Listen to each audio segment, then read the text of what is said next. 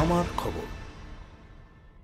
প্রাণে মেরে ফেলার হুমকি দেখিয়ে এক গৃহবধূকে ধর্ষণের অভিযোগ এলাকারই এক ব্যক্তির বিরুদ্ধে। অভিযুক্তের নাম নীরব বালা। ঘটনাটি ঘটেছে খয়রাশোল ব্লক এলাকায় একটা গ্রামে।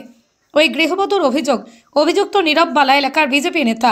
গৃহবধূর স্বামী যখন বাড়ির বাইরে কাজে যায়, সেই সময় হাতে বোমা নিয়ে এসে স্বামীকে ও ছেলেকে প্রাণে মেরে ফেলার হুমকি দিয়ে ধর্ষণ করত বলে অভিযোগ।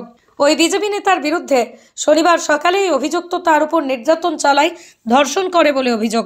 এরপরই ওই গৃহবধূ খয়রাশোল থানায় অভিযোগ জানান। তিনি দোষীর উপযুক্ত শাস্তির দাবি করেন।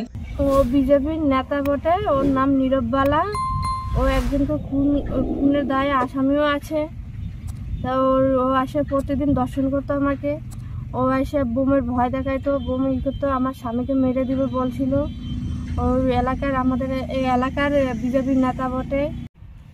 এক বিজেপির নেতা নীরব বালা। ও আমার স্ত্রীর সাথে দীর্ঘ 2 বছর থেকে ও নির্যাতন করছে বোম দেখিয়ে। তো যখন আর আমার বউ সহ্য করতে না পেরে তখন আমাকে জানালো কথাটা। জানানোর পরে আবার আমি জানতেও পেলাম যে ও এরকম করে দেখেছি। দেখার পরে আমি আমার গায়ের লোককে বলা হয়েছিল, গায়ের লোক বলছে একটা মীমাংস করবে, কিছু মীমাংস করে নেই, উল্টা আমাকে ধমকি দিচ্ছিল। ধমকি থেকে ইদানিং এই কালকে সকাল 7টার দিকে আমি মাঠে গিয়েছি, তখন এসে আমার বউর উপরে অত্যাচার করেছে।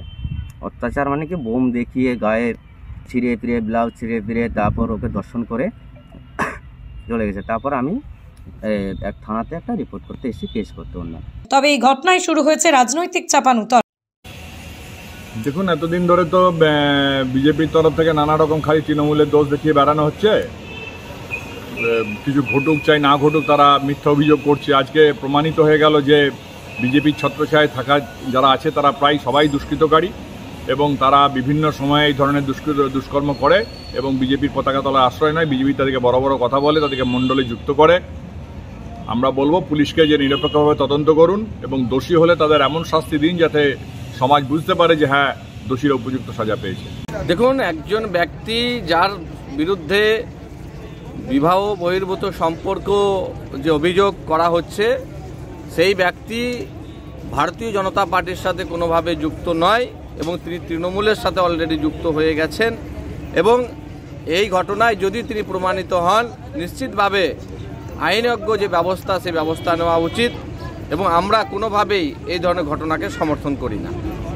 বোলপুরের ভুবনডাঙ্গায় নজরুল পথের পাশে তৈরি হচ্ছে অভিপ্সা অ্যাপার্টমেন্ট। বোলপুর স্টেশন থেকে মাত্র 5 মিনিটে, বোলপুর কলেজ, স্কুল, স্বাস্থ্যকেন্দ্র থেকে মাত্র 4 মিনিটে, বোলপুর বাস স্ট্যান্ড এবং বিশ্বভারতী থেকে মাত্র 2 মিনিটেই পৌঁছে যাবেন অভিপ্সা অ্যাপার্টমেন্টে।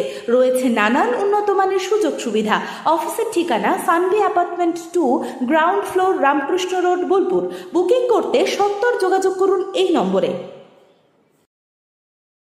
দেখতে চোখ রাখুন আমাদের ফেসবুক ও ইউটিউব চ্যানেলে।